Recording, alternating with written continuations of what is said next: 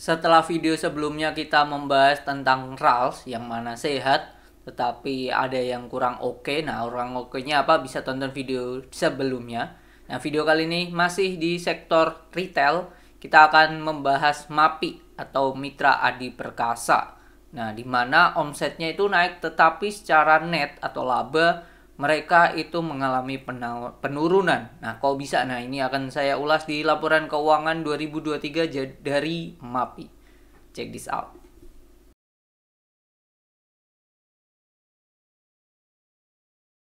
Ini laporan keuangan dari PT Mitra Adi Perkasa Tbk atau kode saham MAPI. Di mana saat saya take tanggal 3 April 2024 jam 13.26 harganya di 18.70. Nah, kalau kita lihat secara teknikal terlebih dahulu, MAPI ini kondisinya kalau bisa stay di atas garis warna merah 18.70 masih oke. Nah, berdasarkan laporan keuangannya net income-nya itu di 18 triliun.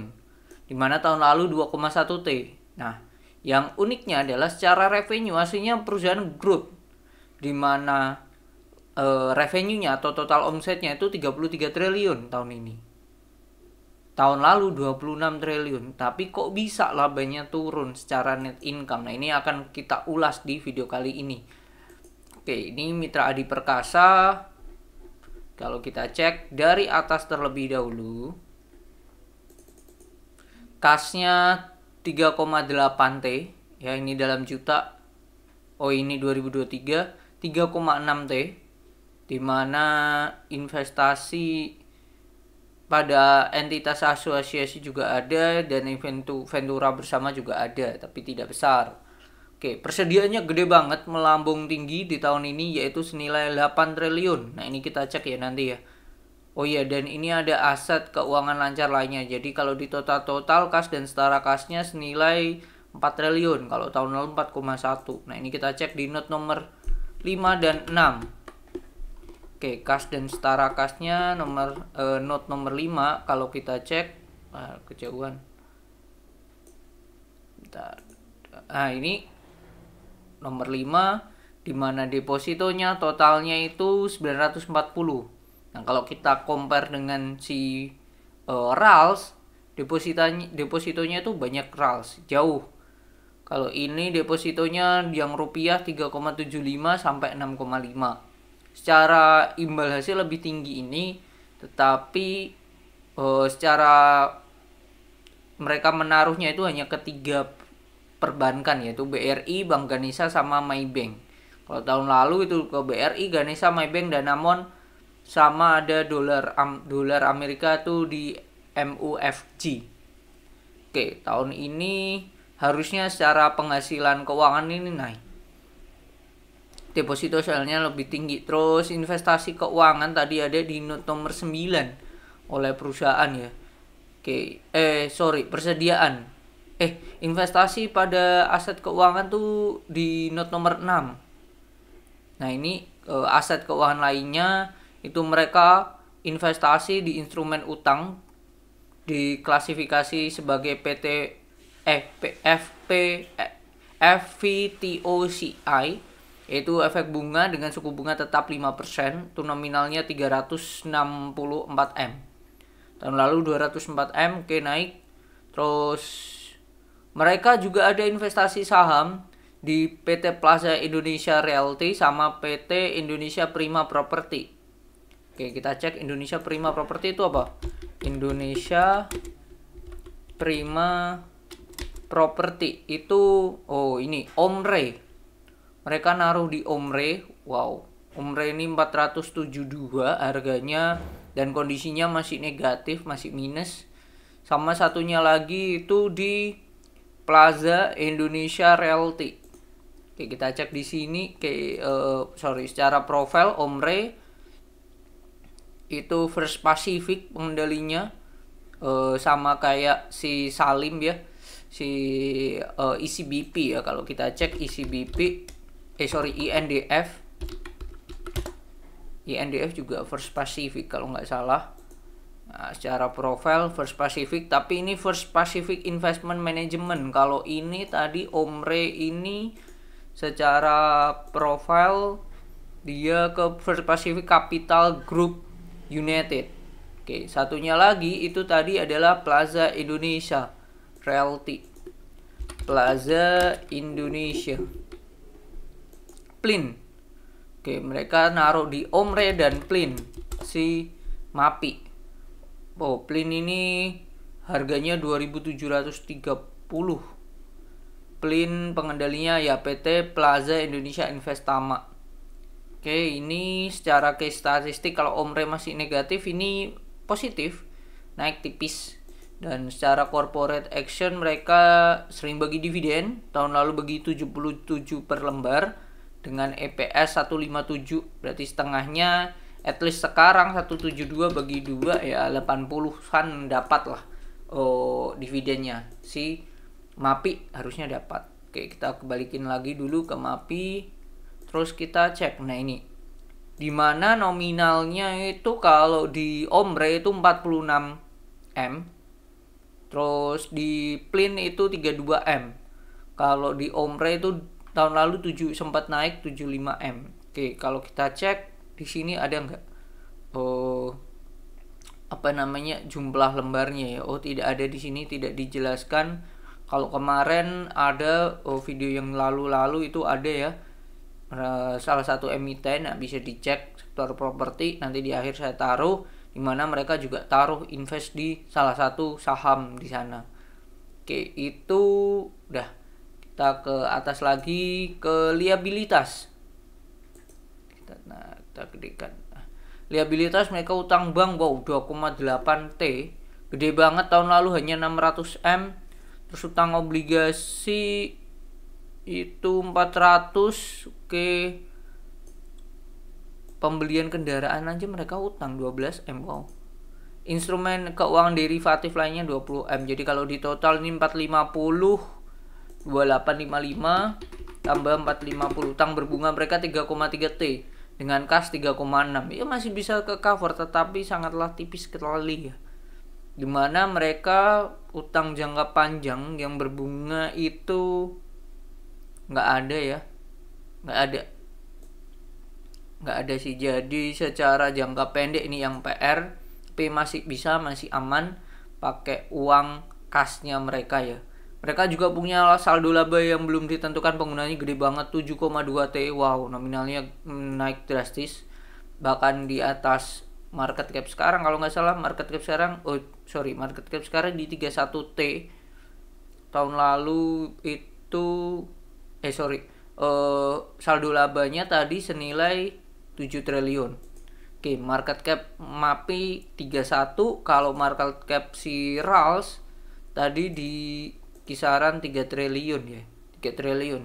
Secara market cap memang gede MAPI, tetapi secara kesehatan perusahaan saya masih pegang RALS kesehatan ya. Nah, ini pendapatannya itu capai 33 triliun, di mana penjualan eceran dan grosir 31 naik, growth, penjualan konsinyasi atau bagi hasil juga naik, pendapatan sewa dan jasa pemeliharaan naik, lain-lain juga naik. So far mengalami kenaikan. Nah, ini bedanya dengan RALS. Kalau RALS tadi kita lihat penjualan beli putusnya mereka turun. Terus kita lihat dari beberapa sektornya, yang mana pakaian dan juga bahan makan kalau nggak salah itu juga mengalami penurunan. Sesuai di sini omsetnya turun. Nah, beda nih kalau si MAPI ini eceran dan grosirnya mereka tetap naik ya. Ini yang membedakan mereka. Di sini masih positif. Nah, ini beban pokoknya gede banget ya. Beban pokoknya gede banget. COGS-nya laba kotornya 15 T, tahun lalu 12. Oke, masih positif. Nah, ini beban penjualan juga gede banget. Beban umum administrasi gede juga. Beban keuangan naik karena pendapatan keuangan naik ya, make sense, 87 M benar. Terus apa nih yang gede-gede di sini? Ini 9. Nah, ini pemulihan. Oke, penyisian persediaan. Oke, 90 M. Dah itu. Oh iya, tadi kita belum cek persediaannya ya. Di note 9 kita cek dulu. Persediaan. Bedanya apa dengan si RALS kemarin? Video yang lalu, dimana kalau RAL persediaannya tuh per daerah. Kalau ini persediaannya apa? Oke, ini per segmennya, dimana sepatu dan aksesoris 3,3 T, pakaian dan aksesoris 1,8, pakaian dan telepon seluler, tablet, komputer juga 1,5. Ini yang paling tinggi dan naiknya sangat signifikan itu telepon seluler dan juga sepatu. Ini naik signifikan dibandingkan tahun lalu. Pakaian dan aksesoris olahraga ini juga naik tipis.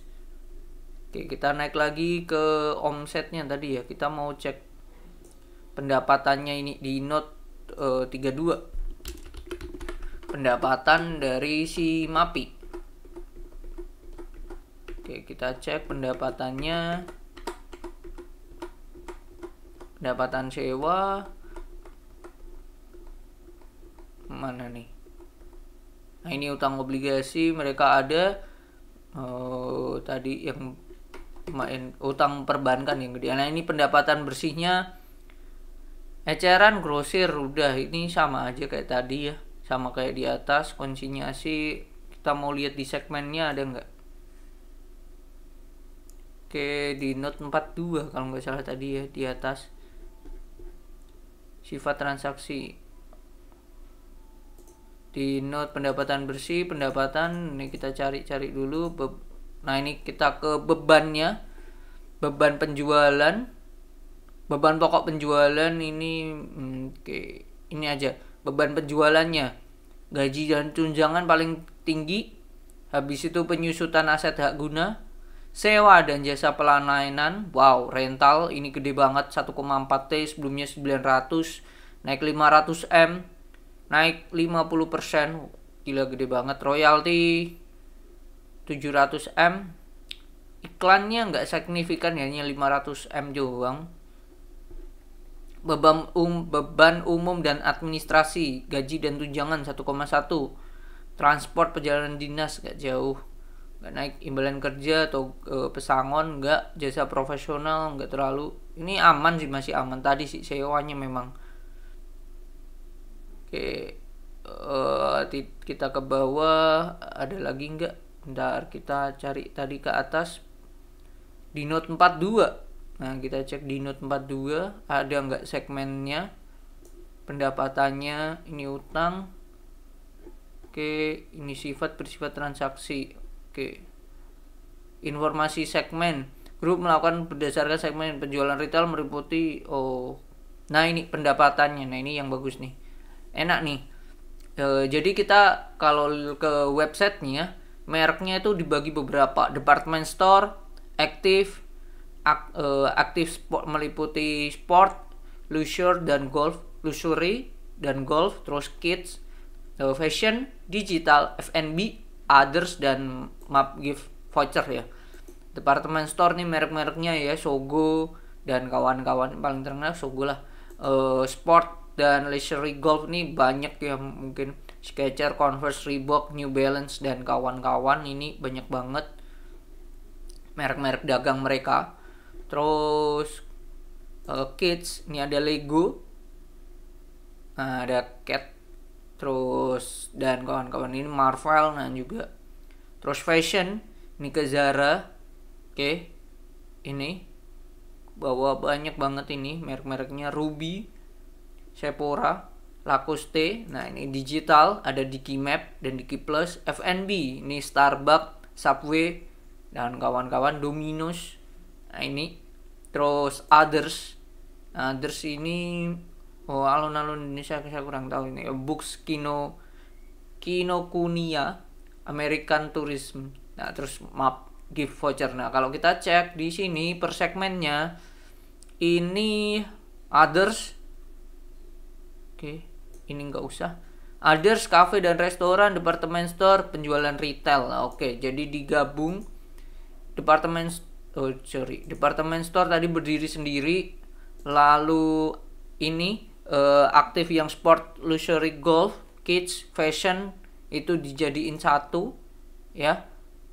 Dengan ini penjualan retail, terus juga dengan fashion, digital, semuanya F&B dan kawan-kawan. Oke, F&B-nya masuk sini, cafe dan restoran. Sisanya enggak. Sisanya berarti yang berdiri sini department store, F&B, terus lainnya jadi satu. Oke, department store 2,7. Sorry, totalnya adalah 2,7, benar. Department store tahun lalu 2,5 growth. Penjualan retail tahun ini di 26 triliun, tahun lalu 20. Oh, naik signifikan. Hampir 5 triliun, 5 triliun lebih. Terus 5 triliun bagi 20, jadi ada 40% kenaikannya. Wow, sangat signifikan. Cafe dan resto 3,9 T, sebelumnya 3,4. Oke. Lain-lain 500 M, 543 sebelumnya di 726. Jadi nah ini kebalikannya. Kalau di RALS itu semua segmen turun, terus per daerahnya hanya satu daerah, itu Sulawesi dan Papua kalau nggak salah, bisa tonton video sebelumnya.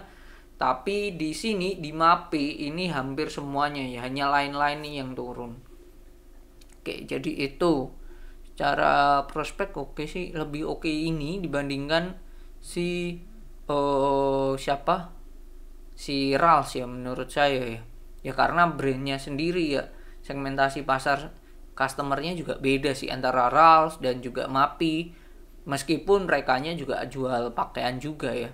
Itu ya, tapi di sini PR-nya ya itu tadi, penjualan penurunan itu tadi, bebannya, PR-nya, terus nilai bersih integritas yang oke, ini mereka rugi karena taruh di instrumen, masih instrumen ekuitas, tapi belum dijual, jadi ini masih floating, masih oke lah. Jadi itu beban paling besar ya kalau saya melihat ya dari sini sih, beban dari biaya sewanya, beban pokok penjualan ini, COGS-nya gede banget ya. Sewanya tadi, biaya sewanya sudah terjawab.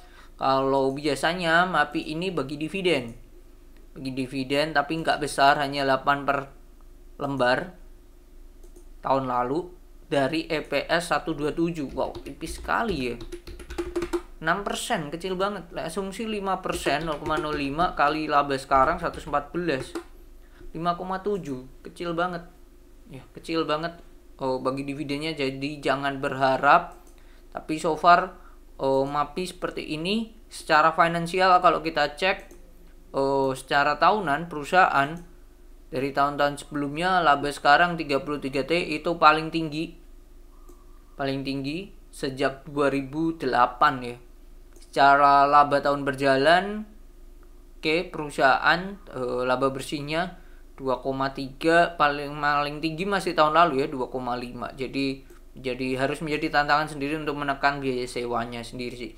Ya make sense kalau biaya sewanya tinggi karena brand-brand tadi itu kan biasanya mereka ada di gerai-gerai di mall-mall ya, dan tempatnya strategis. Nah, itu biasanya kan memang harganya beda, lebih mahal lah gitu. Nah, kalau secara EPS turun karena biaya sewanya tinggi. Secara PI dibandingkan tahun lalu itu lebih murah tahun lalu ya, 11 kali, sekarang 15 kali. Cuman kalau dibandingkan sebelum-sebelumnya ini termasuk murah PI-nya secara PI. Nah, kalau kita lihat secara PBV, si MAPI ini berada di 2,97. Itu di atas rata-rata sih, masih tahun lalu 296, tahun 2021 2, 2020 2,45.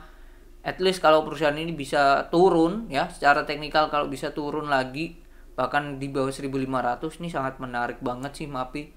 Mungkin itu yang bisa saya share tentang MAPI. Jadi sudah terjawab apa yang membuat perusahaan ini secara omset naik tetapi secara net income itu malah turun. Nah, sudah terjawab, tapi berdasarkan itu dan kesimpulannya adalah menurut saya secara as a business MAPI masih bisa growth kalau kita compare dengan RALS. Tapi itu negatifnya, secara kesehatan perusahaan lebih bagusan RALS. Jadi punya keunggulan masing-masing. Jadi itu yang bisa saya share. Menurut saya dengan harga sekarang 1.800 something itu masih mahal kalau buat invest.